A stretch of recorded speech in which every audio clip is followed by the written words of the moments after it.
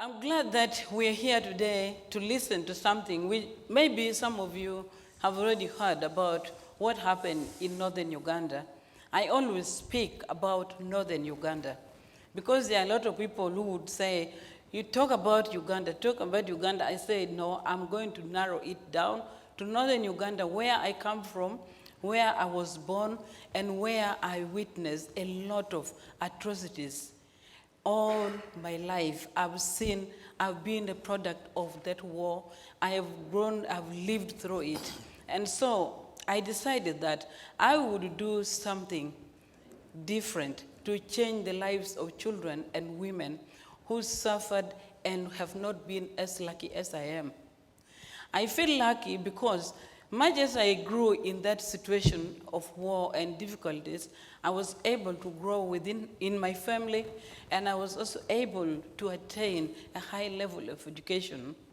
Because most of the children were abducted by the rebels of the Lord's Resistance Army were taken from their very early childhood education, and they lost their chances of education. Young girls were taken and trained as child soldiers, and they were turned into sex slaves, and they couldn't come back without children from their captors. They managed to escape, those who were able, because a lot of these children were killed, and some even died while they were walking towards the Sudan, which is a long, long way. Some of these children were drowned. Up to now, nobody can give the right number of children who were abducted by the rebels and who were killed. Any number you will hear is just an estimate. And so, when I look at myself, that I managed to get out of this war, and I am what I am now, I feel I should give my life to support these young children who have been very unlucky. And that is how we started in St. Monica with my sisters to accept these girls when they returned from captivity. It has been the most difficult situation for a long, long time that these girls come back from captivity and they are not accepted by the society. And it's right, because most of these children were trained, they were forced, brought back to commit atrocities in their own villages, in their own homes. Some were forced to kill their own siblings. If you watch the movie, there is one girl who was forced to kill her own sister. There are girls who were forced to commit terrible atrocities, mass murder. And I still recall one girl who, up to now, tells me she cannot go back to their home because she's afraid people will identify her. And she's also afraid that she has the children from the rebel leader and people will not be kind to her. And so this girl, we had to find for her a place, and she's settling in town, in Gulu town, with her children. When we started receiving these girls, it was not that we were bringing them to school. It was just bringing them to be in a family. We turned our school to be a place where people could be accepted in their situation. We knew the background of these girls. We knew some of them were expecting children. And of course, I don't know if in Methodist Church, you have schools where you take women who are pregnant or women who have children. In Catholic schools, none of that happens. And I had to go out of my way to let these girls come to this school, which is a Catholic school, and told them, I say, come as you are. Come with your children. Even if you're pregnant, come. I was not afraid of any situation. First, I'm trained as a midwife, and I knew a girl giving birth, I would handle that. And of course, that was something these children needed to hear. That was the message these young women needed to hear. Come and repair your broken life. Come and find a family where people can teach you how to love. Children got from sexual violence. Children got from captors. It's not easy. You would never love a child of that kind easily. But yet, when these girls came to us, the only offer we could give them was to accept them as their own parents and begin to help them love their children. And by doing this, we united these girls and their children. And also, having them come together to the same school with their children, we introduced what we call mother and child education until today. And I really hope one day that model can be copied also by other people, because I have noticed the women feel more secured because their children are studying in the same campus, and the children also are confident because their mothers are nearby. This has been something we introduced in this school, which is a Catholic school. Of course, I had to go against a lot of odds. I had a lot of oppositions. There were people who were saying, hey, you want to bring women? I said, they're human beings, and we need them. We are going to care for them. I had even priests who told me off, and I told them, please keep on praying, and we shall meet in church, but I will run the school.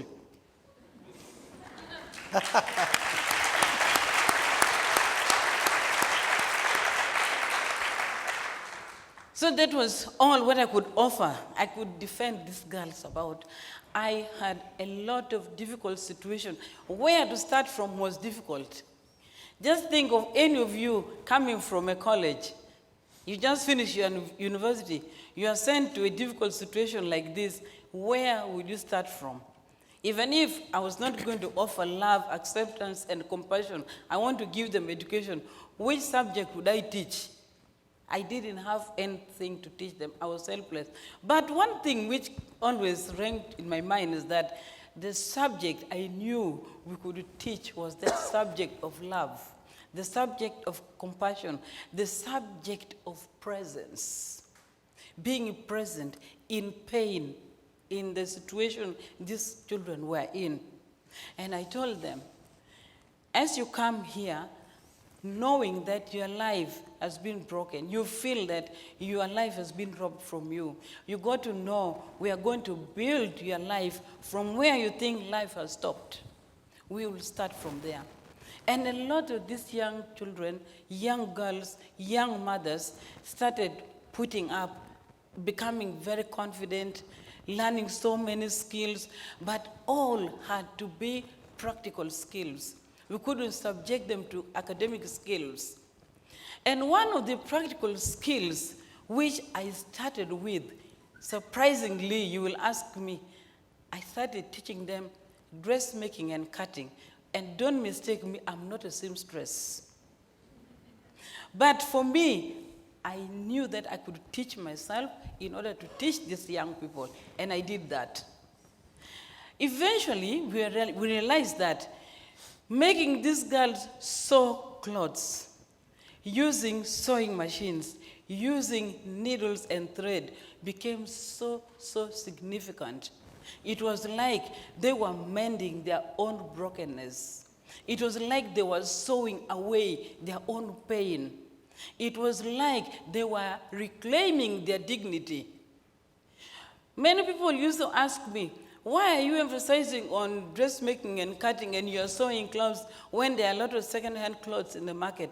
I said, no, those second-hand clothes in the market, you cannot wear them and you feel dignified. If you have your own clothes, which has been measured on you and was made by somebody who everybody felt could not do anything, you would feel happier.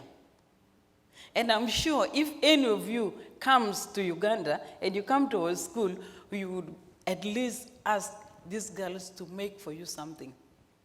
Even if you are a man, you can ask for an apron. You can ask for a shirt. Women have plenty of clothes these girls can make. The second practical skill I had to introduce was cookery. I never went to culinary school, but I knew cooking was going to save the lives of these girls because they could start their own small businesses in future. And the reason why I started cooking, it was for me a hobby to cook, because if you read the book, I'm ashamed to say that I fear caterpillars. But I decided to take up to housework and cooking instead of agriculture. Why would I go to the fields and get caterpillars in the garden when I can remain in the house to cook? So that became for me a hobby, and saying, okay, I will teach these girls how to cook. And also what I realized is that the best industry which will never die in the world, anywhere, America, Africa, anywhere, is eating industry. We've all been eating, isn't it? So who prepared that? I realized that is one of the skills I could give these girls. And of course, I had to challenge myself, be present with them, teach them. And then we began to invite people to come to our centers for meetings, workshops, and ask them to pay money for the food we are cooking them.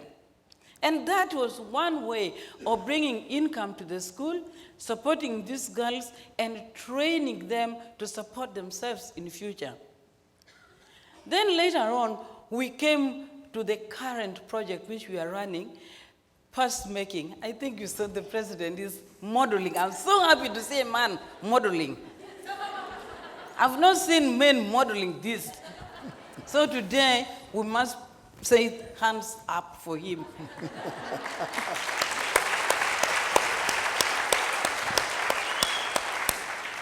And this purse project is very significant too, because when you look at the pop tabs out of which these purses are made, they are totally the trash you would throw anywhere. And for me, I started putting the emphasis on turning trash into treasure. From trash to treasure. From trash to triumph. Because making these purses from the trash you throw away to become pretty like this is exactly signifying the young people who were once considered nobody, like trash put aside, and now they are mending their lives. They are walking in dignity. They are beautiful. You can see the beauty here. I've been telling everybody, everywhere, whenever I speak about these purses, I speak with a lot of passion, and I say, if these purses are sold, actually I don't know how much they are sold. I never think of that. I have good people. I have got Rachel Wheaton, who has been a great support for me. There she is in the purse project. We started it with her. And for me, I had never seen even pop tabs before, but when I saw the artwork, I got so fascinated because someone offered me a purse, and I didn't know what to do with it. I didn't know how to teach these girls. I had to rip the purse. I put the pop tabs one by one, and I started putting them back, imitating what this lady did. It took me 2 weeks to put a small purse, smaller than this, back. At the end of it, I found I did it totally badly. It was wrong. But I didn't have a judge. I didn't have a teacher. So I decided to appreciate what I did. I said, this is beautiful.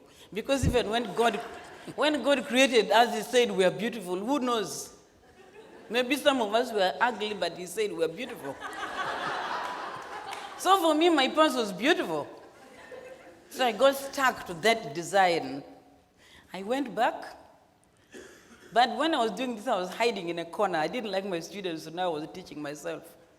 I went back, I called the whole school. I said, come, I teach you a new project. Teaching them to make these purses. And when they got it, it was a great moment for them. They didn't know I was teaching them and I would pay them. When I started paying them for the work they were producing, it was another turning point for them. So imagine having a purse like this goes a long way to support a woman and her children. A purse like this from the trash we throw away goes a long way to mend the broken life of somebody, bringing a change in that society.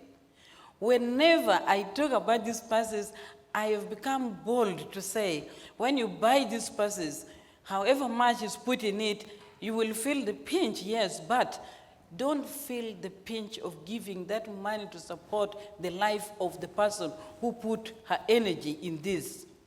They have put their love in this to make it become beautiful like this.